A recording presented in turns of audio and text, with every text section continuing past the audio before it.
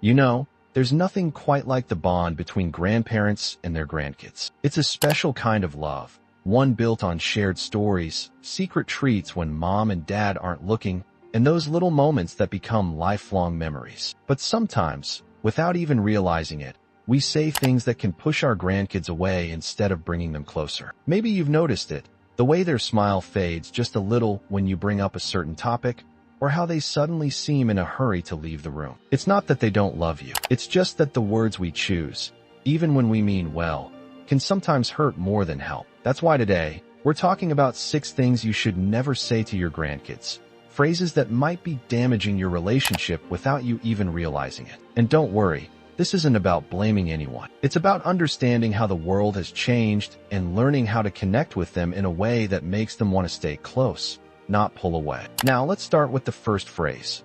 One that might seem harmless, but can actually make your grandkids feel like you don't really see them for who they are. We've all said it, haven't we? Maybe when they complain about school or work or how expensive things are now. And it's true. Life was different when we were young. But here's the thing.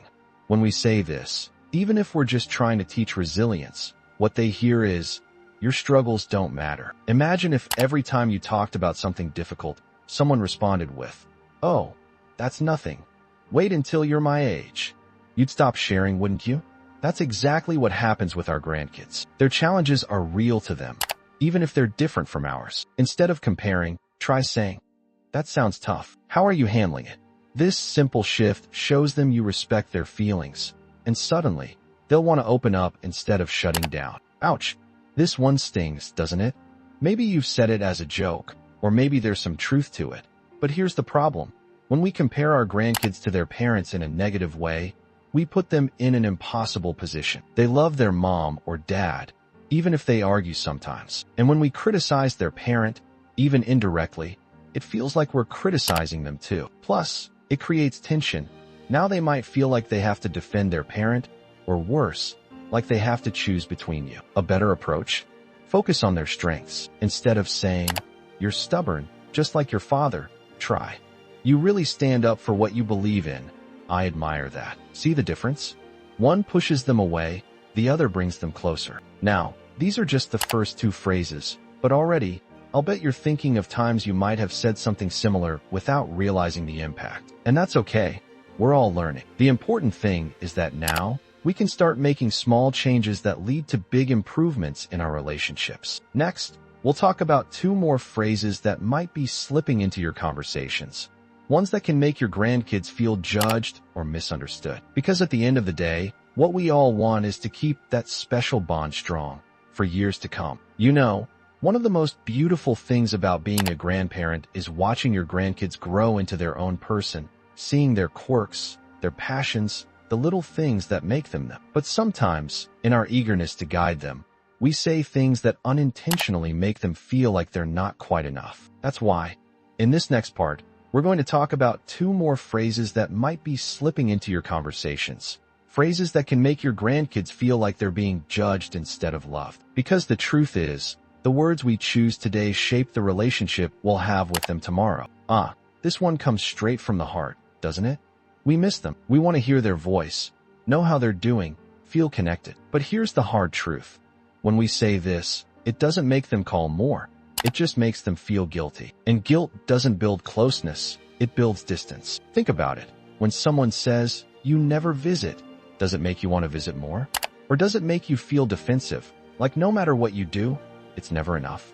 Our grandkids feel the same way. Instead, try reaching out without the guilt. Send a text. No pressure, just wanted you to know I'm thinking of you. Or leave a lighthearted voicemail. "Hey, just calling to say hi. Call me back whenever you've got a minute." This takes the pressure off and lets them come to you because they want to, not because they have to. This one hurts because we mean well. We want them to be secure, stable, successful. But when we dismiss their passions, whether it's art, music, gaming, or something else, what they hear is, "Your dreams aren't important. The world has changed. Careers don't look the way they used to." What seems like just a hobby to us might actually be a path to something incredible for them. And even if it doesn't turn into a career, does it really matter? Happiness is just as valuable as stability. Instead of shutting it down, try asking, Tell me more about what you love about this. Show genuine interest. You might be surprised by how talented they really are.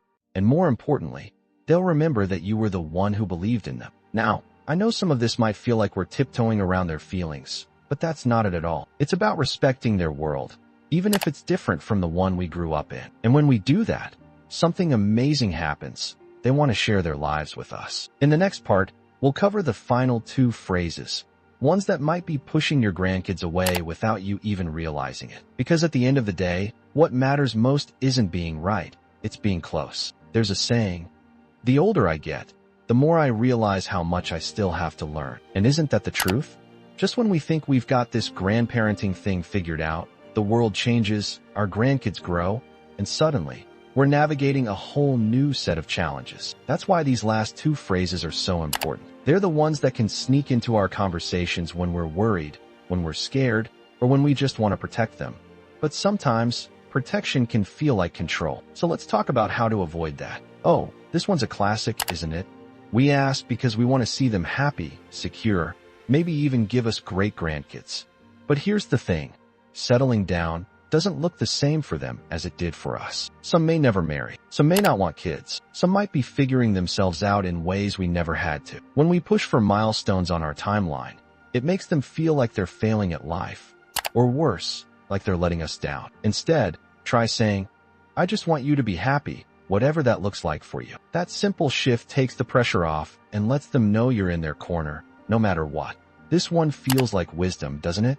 But what it really says is, your feelings don't count yet. And that's a quick way to make them stop sharing their thoughts with you altogether. The truth is, they do understand, just differently. Their struggles with friendships, work, or love might not be the same as ours, but that doesn't make them less real. Instead of dismissing them, try.